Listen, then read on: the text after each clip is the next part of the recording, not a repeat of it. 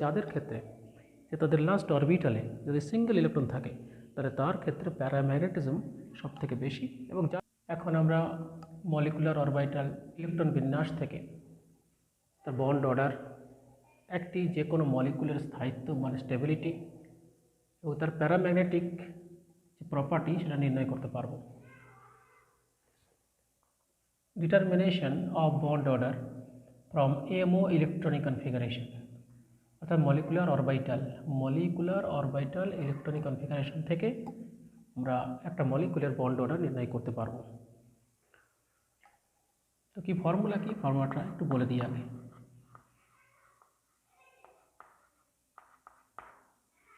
Bond order BO means bond order equal to half of NB minus NA,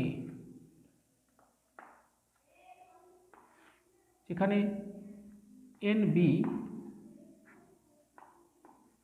number of bonding electrons,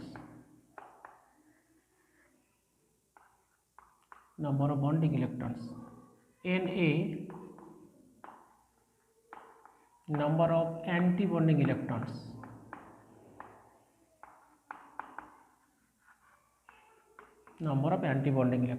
আমরা যদি NA আর NB এর মান জানতে পারি তাহলে খুব সহজেই তার বন্ড অর্ডার নির্ণয় করতে পারবো।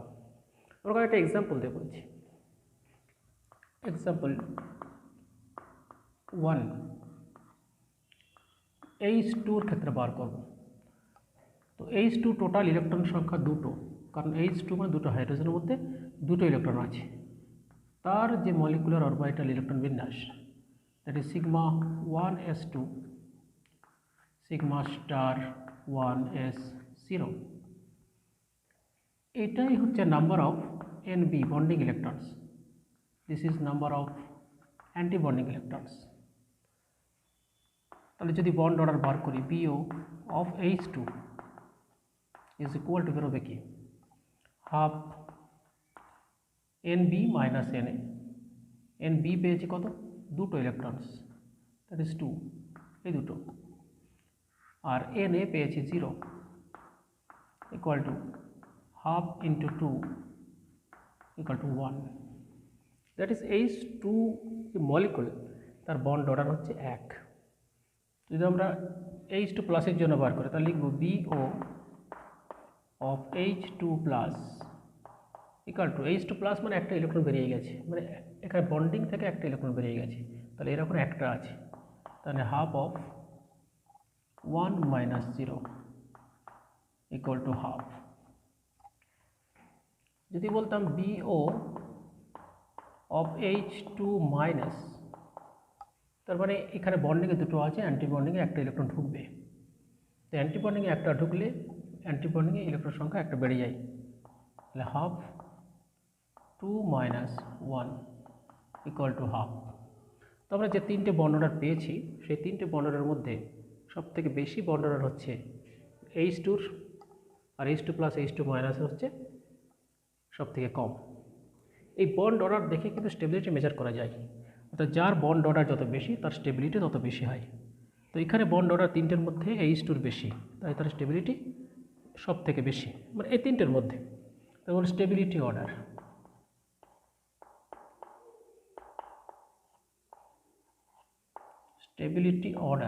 কি অর্ডার হবে, সব থেকে বেশি হবে কার, H2 is greater than H2 plus equal to H2 minus, অর্থাৎ দুটোর জন্য একই বন্ড অর্ডার এবং দুটোর স্টেবিলিটি হচ্ছে সেম। এছাড়াও আরেকটা কথা বলা যায়, প্যারাম্যাগনেটিক ভ্যালু, এদের মধ্যে যার ক্ষেত্রে সিঙ্গেল ইলেকট্রন থাকবে সেটাই কিন্তু প্যারাম্যাগনেটিক, অর্থাৎ এখানে H2 আর H2 plus, H2 plus H2 minus এরা প্যারাম্যাগনেটিক, কেন প্যারাম্যাগনেটিক বললাম, H2 প্লাস, তাহলে H2 প্লাস মানে একটা ইলেকট্রন নাই, বন্ডিংয়ে একটা ইলেকট্রন আছে, অর্থাৎ এখানে সিঙ্গেল ইলেকট্রন থাকবে, সিঙ্গেল ইলেকট্রন থাকলেই সেটা হবে প্যারাম্যাগনেটিক। সিমিলারলি H2 মাইনাস, যদি বলি H2 মাইনাস, তো H2 মাইনাস মানে একটা ইলেকট্রন ঢুকবে, দ্যাট ইজ বন্ডিংয়ে দুটো আছে, অ্যান্টি বন্ডিংয়ে এই একটা ইলেকট্রন আসবে, অর্থাৎ এখানে সিঙ্গেল ইলেকট্রন থাকবে। সিঙ্গেল ইলেকট্রন থাকা মানে সেটা কিন্তু প্যারাম্যাগনেটিক। তাহলে এখানকার দুটো হচ্ছে প্যারাম্যাগনেটিক অ্যান্ড H2 ইটসেলফ এটা হবে ডায়াম্যাগনেটিক।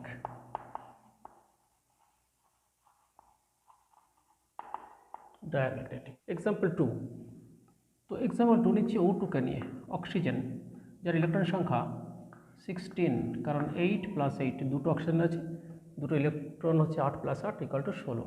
এদের কিন্তু মলিকুলার অরবিটাল ইলেকট্রন বিন্যাস লিখব। সেই ইলেকট্রন বিন্যাস যেটা বেরোবে সেখান থেকে আবার আমরা তার বন্ড অর্ডার নির্ণয় করতে পারবো। MO electronic configuration.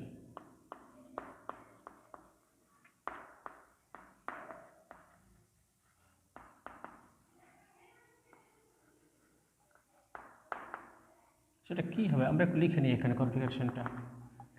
Sigma 1s2, sigma star 1s2, sigma 2s2, sigma star 2s2, sigma 2pz2, pi 2px2, pi 2pz2 দুটোরই এনার্জি হচ্ছে সেম। তাহলে কটা ইলেকট্রন হলো 2, 4, 6, 8, 10, 12, 14 আছে, কিন্তু অক্সিজেন মানে 16টা করতে হবে। অর্থাৎ এর পরেরটা হলো পাই স্টার 2px1, পাই স্টার 2py1।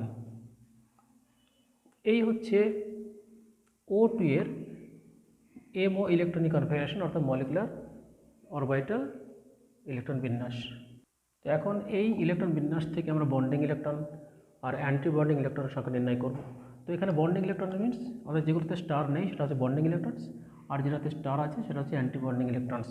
তাহলে NB বন্ডিং ইলেকট্রনের সংখ্যা কটা হবে? 2, 4 and 6, 8, 10। মানে এর দুটো 4টে, 6টা, 8টা, 10টা যেগুলোতে স্টার নেই, আর অ্যান্টিবন্ডিং ইলেকট্রন যেগুলোতে স্টার আছে তাহলে এর দুটো, 4টে, 5টা, 6টা, 6। এইটাকে ব্যবহার করতে পারলে আমরা তার বন্ড অর্ডার বার করতে পারবো। অর্থাৎ BO of O2 half of NB minus NA, তাহলে এখানে bonding electron 10, NA 6 equal to 2। অর্থাৎ O অ্যান্ড O এর মধ্যে বন্ড হচ্ছে দুটো, দ্যাট ইজ দেখি আমরা O ডাবল বন্ড O। একইভাবে যদি আমরা এটা থেকে আরেকটা কাজ করতে পারতাম, BO bond order of O2 plus করতে পারতাম। তো O2 প্লাস মিনস এর শেষ থেকে একটা ইলেকট্রন কিন্তু থাকবে না, চলে যাবে, লাস্ট থেকে একটা ইলেকট্রন চলে যায়, তাহলে অ্যান্টি বন্ডিংয়ে একটা ইলেকট্রন কমবে।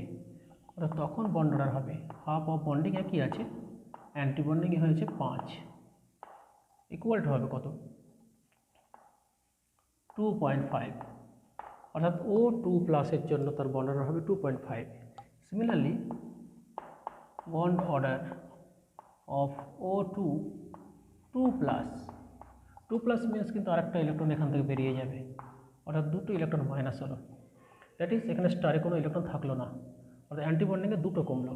অ্যান্টিবন্ডিংয়ে ছিল 6টা, এখন অ্যান্টিবন্ডিংয়ে হবে 4টে, তাহলে হাফ অফ 10 - 4 ইকুয়াল টু হবে 3.0।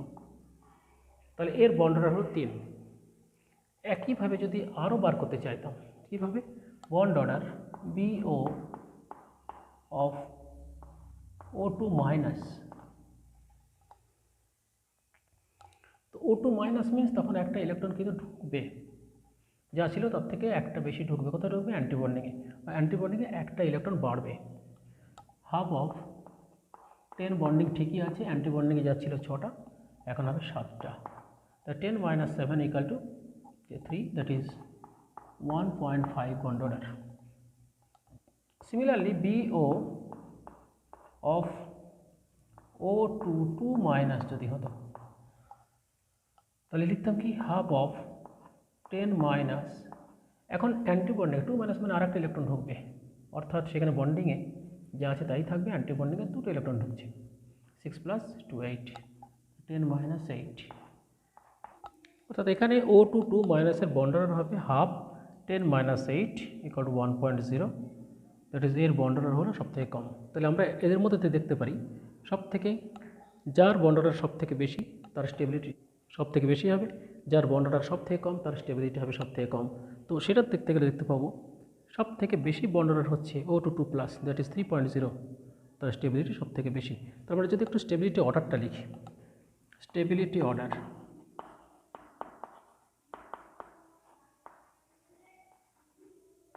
কী লিখব? তাহলে সব থেকে কম stable O2 minus, O2 minus, then O2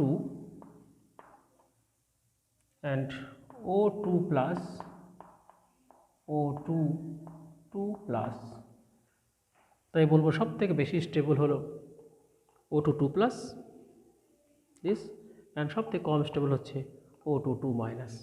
এখানে ডায়াম্যাগনেটিজম এবং প্যারাম্যাগনেটিজম ব্যাখ্যা করতে গেলে দেখতে হবে যাদের ক্ষেত্রে যে তাদের লাস্ট অরবিটালে যদি সিঙ্গেল ইলেকট্রন থাকে তাহলে তার ক্ষেত্রে প্যারাম্যাগনেটিজম সব থেকে বেশি, এবং যার সিঙ্গেল যত বেশি তার প্যারাম্যাগনেটিজম তত বেশি।